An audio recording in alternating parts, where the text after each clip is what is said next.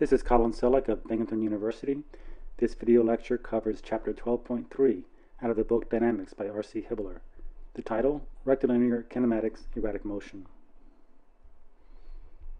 Today's objectives: you will be able to determine position, velocity, and acceleration of a particle using graphs. In-class activities include applications, ST, VT, AT, BS, and AS diagrams, and some problem solving. First, some applications. The velocity of a car is recorded from a sensor. The car starts from rest and moves to the right along the track. If we know the VT plot, which you can see here, how can we determine the distance of the car traveled during the time interval between 0 and 30 seconds, or perhaps between 15 and 25 seconds? Graphing provides a good way to handle complex motions that would be difficult to describe using equations. Graphs and plots also provide a visual description of motion and reinforce the calculus concept of differentiation and integration as used in dynamics. This approach builds on the fact that the slope and differentiation are linked, and that integration can be thought of as finding the area under the curve. So if you have a plot of position versus time, since velocity is ds dt, that means that the slope of the line at any point t is equal to the velocity. So we can calculate that slope and come down here and plot it. Now this is velocity versus time. So we take the slope at these various points, plot it down here, and we can calculate the velocity versus time graph. Once you have the velocity versus time graph here, we know that the acceleration is dv dt. So that means that the slope of the VT curve at any point t is equal to the acceleration. So you can calculate the acceleration at those points and construct an AT curve. So if you have the acceleration versus time curve, we know that acceleration is dv dt.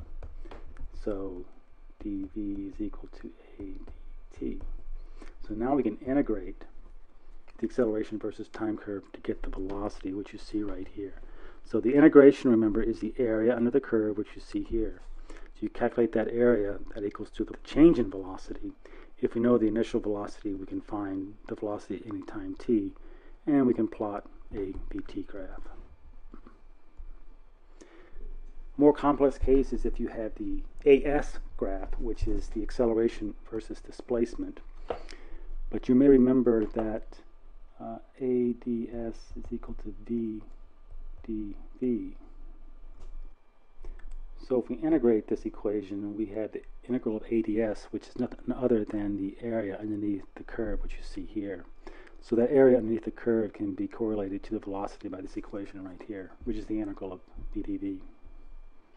So you can solve that equation right here for the velocity, and now you can make a velocity versus distance graph.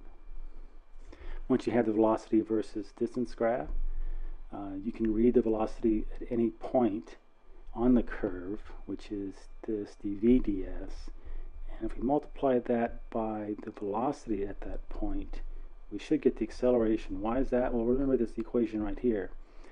The acceleration is equal to the velocity times the rate of change of velocity with respect to distance.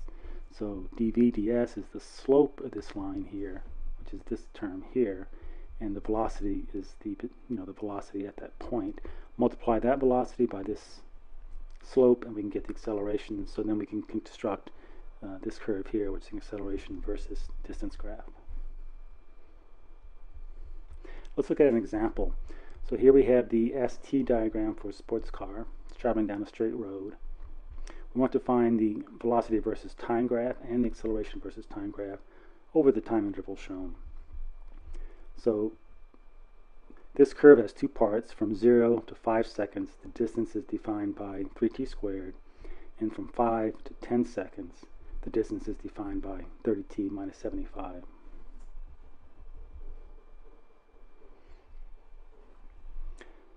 So first, let's construct the VT graph by finding the slope of the ST graph, right? Remember, velocity is ds dt. So the slope of the VT graph is the slope of the ST graph is the velocity. So For the first time interval between 0 and 5 seconds, s is 3t squared. So we want to find the ds dt, which is going to be, of course, 6t. And between 5 and 10 seconds, s is defined as 30t minus 75. So we'd want the derivative of that, which is 30. So here's the VT graph. Remember, between 0 and 5 seconds, the velocity was 6 times t. So the slope would have to be 6, which you see here, 30 over 5. So the slope of this line is 6. And then between 5 and 10 seconds, the velocity was 30, a constant 30, which you see here. So this is the VT graph. So once you have the VT graph, you can use those results to construct the AT graph. So recall that between 0 and 5 seconds, the velocity was 6t. So we take the derivative of 6t with respect to time, we get 6 meters per second squared. So between 0 and 5 seconds, the acceleration is 6 meters per second squared. Now between 5 and 10 seconds, the velocity was a constant 30, and we know 30 meters per second. And so the derivative of that is 0. So between 5 and 10 seconds, there's no acceleration. Let's do another problem. Now we have this VT graph here. So between 0 and 30, the velocity increases from 0 to 12 meters per second. And between 30 and 50 seconds, the velocity stays constant at 12 meters per second. Let's construct the AT graph, find the average speed and the distance traveled for the first 50 seconds of travel. So we can find the slopes of the VT curve to find the acceleration, correct? Remember, acceleration is dv dt. So the slope of this curve at any point is the acceleration. So the acceleration here would be the slope of this line, which is, what, 12 over 30. So that's 0.4 meters per second squared. In between 30 and 50, the acceleration is the slope of this line, which of course is 0. So here's that AT graph here. Between 0 and 30 seconds, we have acceleration is 0.4 meters per second squared. In between 30 and 50, the acceleration is 0. Now let's find the total distance traveled. So we remember that the velocity is ds dt. So ds is equal to v dt. So you want to integrate both sides of this equation. So what that means is the total distance traveled between 0 and 30 seconds is the area underneath that curve. Recall that the velocity here is 0.4 times t. So you want to integrate 0.4 times t, which you see here.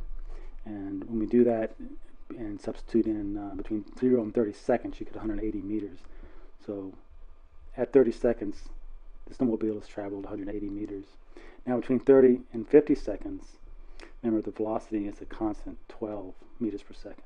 So we want to integrate that, which you see here, and evaluate it between 50 and 30 seconds. So the distance traveled between 30 and 50 seconds is 240 meters. You add those two together, and you get the total distance traveled, which is 420 meters. The average velocity would be the total distance traveled, which is 420 meters divided by the total time, which is 50 seconds. So we get 8.4 meters per second. Here's another problem. We have another VT diagram. Between 0 and 30 seconds, the velocity is defined by 1/5 times t. And between 30 and 48 seconds, the velocity is defined by minus 1/3 times t minus 48. We want to find the AT graph, the average speed, and the distance traveled between 0 and 48 seconds. So we have this VT graph. To get the acceleration, we can calculate the slope of this line, the slope of this line, to get the two accelerations. And then to find the distance, we can calculate the area underneath this curve to get the distance traveled. So first, let's do the AT graph. So between 0 and 30 seconds here, the velocity is 1/5 t. So we want to take the derivative of that, which is 1/5 or 0.2. So between 0 and 30 seconds, the acceleration is the slope of this line, or 0.2 meters per second squared. Now between 30 and 48 seconds here, we have this equation. We want to take the derivative of that to get the acceleration, and we do that here, and we get the acceleration is minus 1/3 meters per second squared. So here's the AT graph. Between 0 and 30, the acceleration is a constant 0.2 meters per second. And between 30 and 48 seconds, the acceleration is a constant minus 0.33 meters per second squared. Now let's find the distance traveled. The distance traveled, remember, on a VT graph is going to be the area underneath the curve. So between 0 and 30 seconds, we want to integrate the velocity over time. Now that equation is 1/5 t. We integrate that and we get this right here. Substituting in t is equal to 30 seconds, we get 90 meters. And likewise, between 30 and 48, the velocity is minus 1/3 times quantity t minus 48. So I'm going to take the derivative of this equation right here. I'm sorry, take the integral of this equation right here, which you see here. Evaluate it between 48 and 30 seconds, and we come up with 54 meters. So the area here underneath this curve is 90 meters, and the area under this curve is 54 meters. Add those two numbers together, we get the total distance traveled, 144 meters. The average velocity then would be the total distance traveled, which is 144, over the total time, which is 48 seconds, or 3 meters per second. This concludes this lecture on erratic motion. Next up, section 12.4, general curvilinear motion.